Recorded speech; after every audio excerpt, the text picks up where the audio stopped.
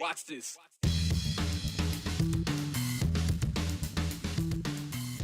Well, welcome to the 208 on your Friday. You made it for the week, and so happy that you could join us here on your Friday. But let's get down to brass tacks, big business here. Election Day is a little over 2 weeks away, and we're working to make sure that you are informed. We've received several questions regarding items on the ballot this November election, and that brings us to our viewer questions, one of many that we'll get to today. This viewer asked, Brian or Joe, I suppose, I have a question about the ballot for November regarding judicial district court judges. The ballot asks, shall they be retained? Well, what happens if the majority of voters say no? That's a good question. Thank you for sending that in. Here in the Gem State, the governor appoints district judges to bench vacancies. So nominations come from a commission called the Idaho Judicial Council, and they compile a list of very few qualified candidates, and they present those to the governor, so Governor Little.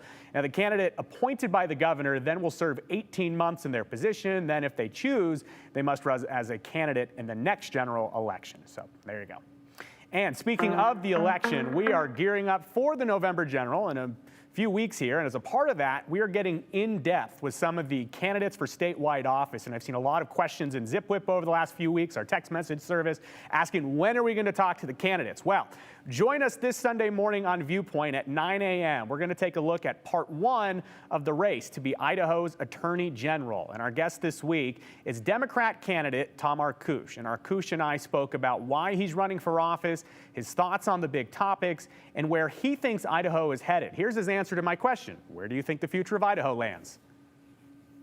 Well, I am hopeful for this campaign, and I'm hopeful for the state of Idaho, that the values I hold, the right to be left alone, fiscal conservatism, are the values of the Grand Old Party and of the Democrat Party.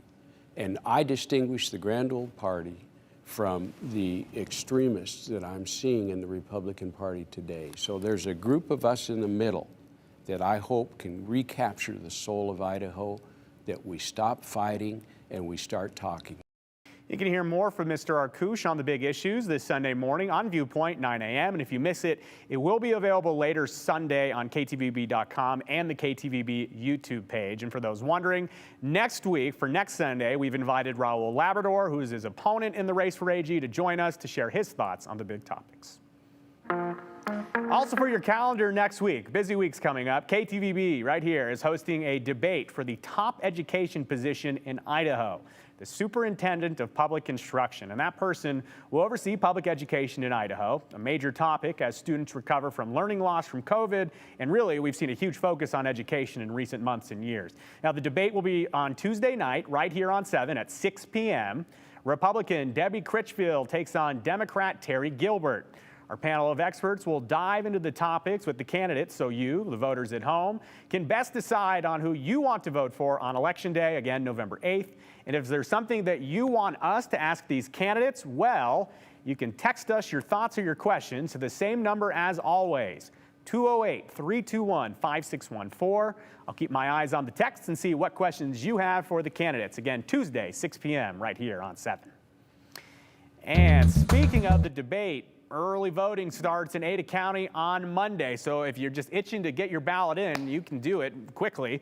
Weekdays from October 24th through November 4th, any voters residing in Ada County, you can vote at any of these following locations. So here you go, and these are big locations you'll recognize: Boise City Hall, the Ada County Elections Office, Meridian City Hall, and Eagle City Hall. And those locations will all be open Monday through Friday, 8 a.m. to 5 p.m. You may also register to vote at any of these locations.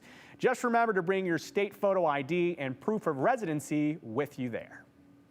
Also in Ada County, during the early voting period, there will be a mobile voting unit stopping at various locations starting Monday as well. You might have heard us here on the 208 refer to this in recent years as food truck voting, so you can catch that out and about the community. And we've got more information in our voter guide, including voting locations for early voting and Election Day voting.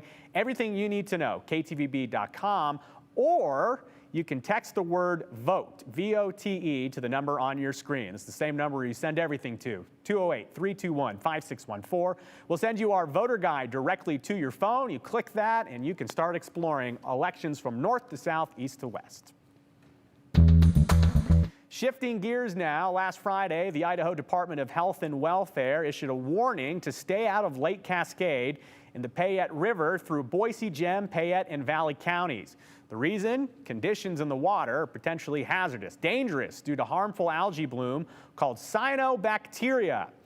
MJ, or M2 in this text, asked to the 208, any updates on the algae bloom on the Payette River?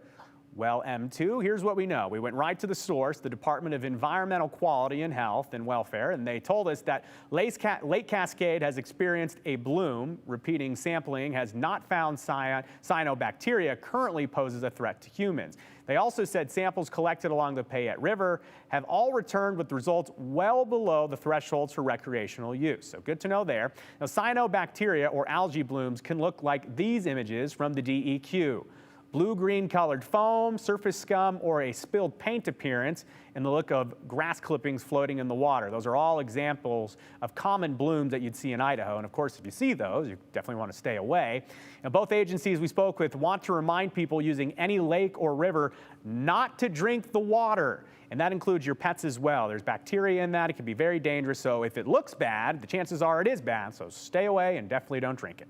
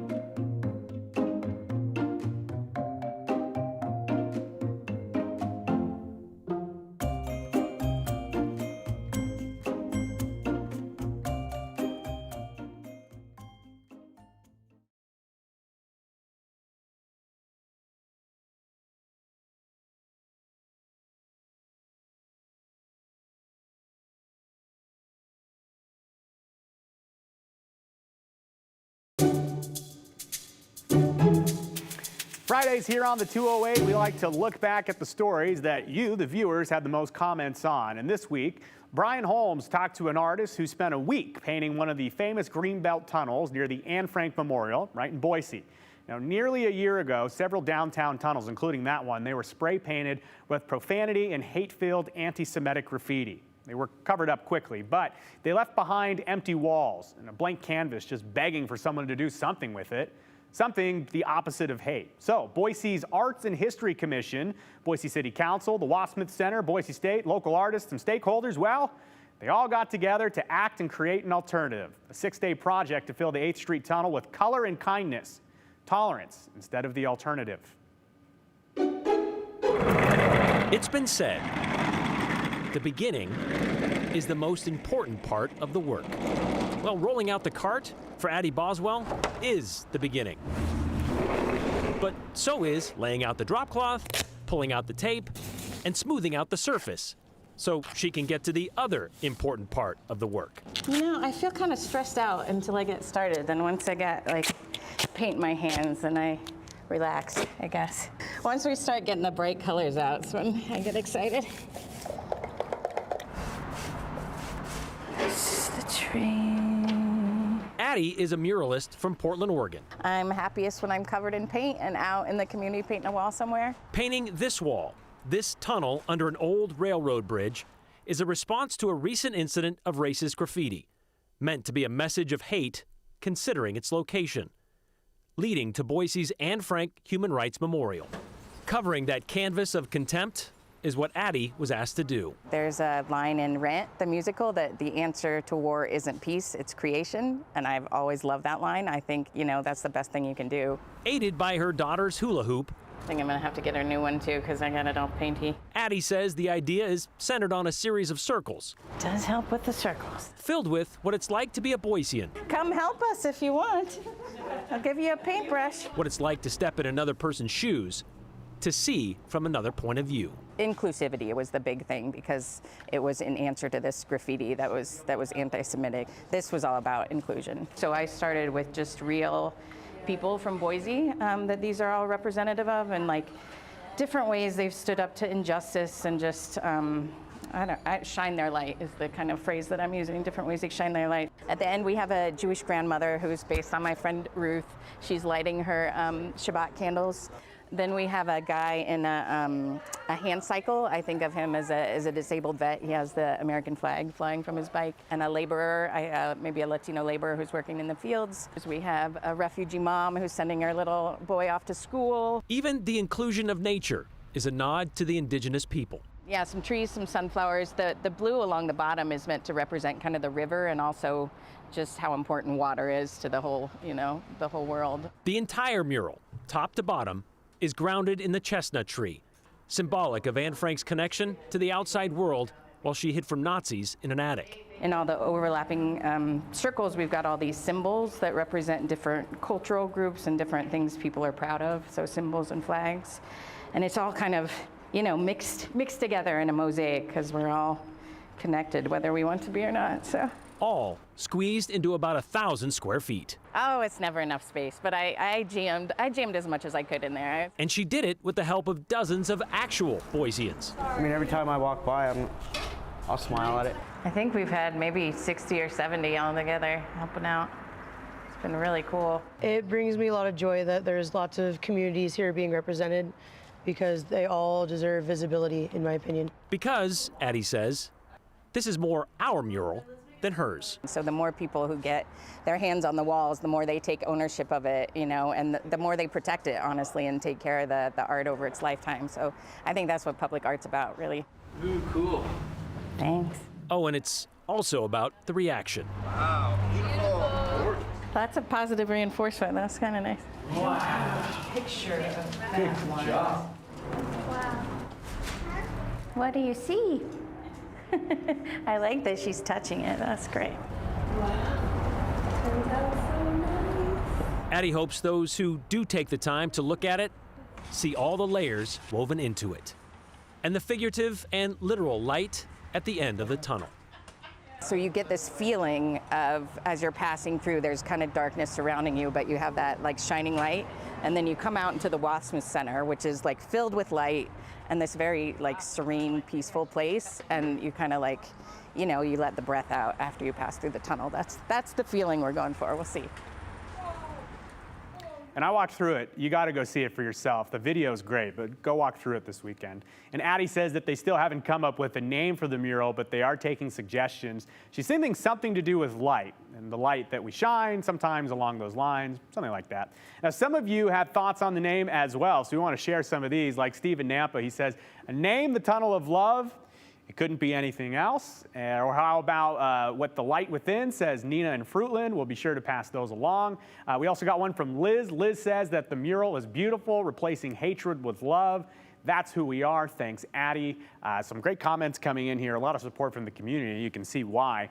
And while Addie hopes people take the time to look at the mural and see how it has to show, a word of warning. She says the section of the Greenbelt is at the confluence of a couple of blind bends and a downhill slope. It's a busy traffic area, so to speak. So a section where bike riders and scooters, people walking can zip through. So be careful, but do take the time to go check it out. But be aware that you're looking around and not getting walked into anyone. All right.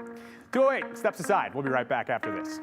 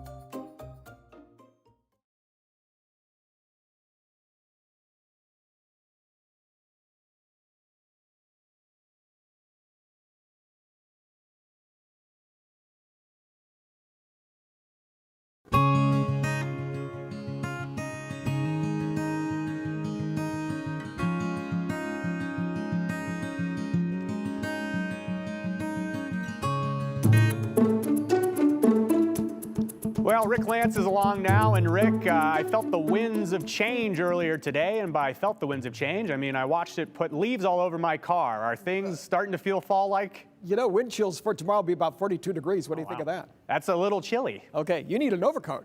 I might need Okay, two, it's going to be getting personally. pretty chilly. Yeah, don't worry about the leaves right now, right? Yeah. Just try to stay warm. This is what we have, the changes here for our weather that's going to be coming up. And a lot could be said about this map, and I will say a lot about this particular map.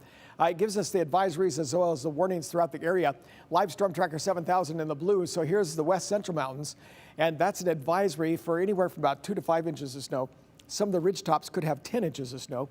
Ridge tops when that's warning area for the Central Mountains above Sun Valley and Stanley could have as much as 12 to 15 inches of snow, 2 to 5 inches of snow in some of the valley locations depending on the areas. Kind of hard to measure too because it's going to be pretty wet. It's going to have some rain mixed in with it, so maybe not quite accumulating to that level, but then again, it has that possibility, especially at night. And most of this moisture is going to be coming in overnight and into tomorrow morning. So just letting you know, not only is it just going to be just downright cold in some of those spots, but when you have snow and winds that could gust up to 30 and 40 miles an hour, you could have some little whiteout spots in areas through there. So this isn't definitely not a good time to be camping in the higher elevations unless you know what you're doing, but you know, just be careful with that as well as travel in some of those spots. Now, speaking of travel, it could be kind of tough here right around the Magic Valley areas. They're going to have gusty winds tomorrow. The Brown area is also a warning for strong winds that will be out here just north of Twin Falls through about tomorrow afternoon.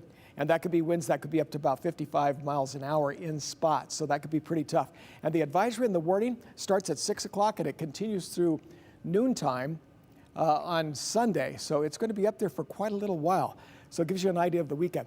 As you look at the storm here, you can see most of the moisture feeding into this low pressure trough as we talk about, and that's bringing in quite a bit of the moisture there. And you see even another storm, which is out for next Tuesday, that'll be coming in the area. So in the futurecast, you see that most of this starts to begin about 11 o'clock this evening. And just to say it's out for tomorrow about 4:30. During the day, there's some scattered showers that could be around during the day. And then as it clears up late at night, very cold for Sunday morning. You'll see in the 7-day forecast. So here's the amount of rain that is possible, which is pretty high in many spots. Here's the snow possible in many spots. We talked about ridge tops and even down in valley locations. So just watch for snow in those areas. 7-day forecast has the 53 for tomorrow. Sunday at 51, and look at the low, 35. There's your possibility of frost, 32 for Monday morning. And like I said, wind chills in the lower 40s for Saturday. So you really have to bundle up for this. It's a rude awakening. Next weekend to Tuesday, Wednesday, Thursday, and Friday, there's still a chance of some showers. We talk about a storm, especially for Tuesday and Wednesday, and high temperatures that will still be in the 50s. Next weekend, Joe, we could hit 60 degrees and dry up. Oh, okay. So there's a little bit of moisture in the forecast, but don't worry, Rick. Back to the leaves. Back to the leaves. All right. See you out there. Okay, so I want to establish something. Life, it can come at you fast, and sometimes it makes you think about your future. You sit back and wonder, where am I headed?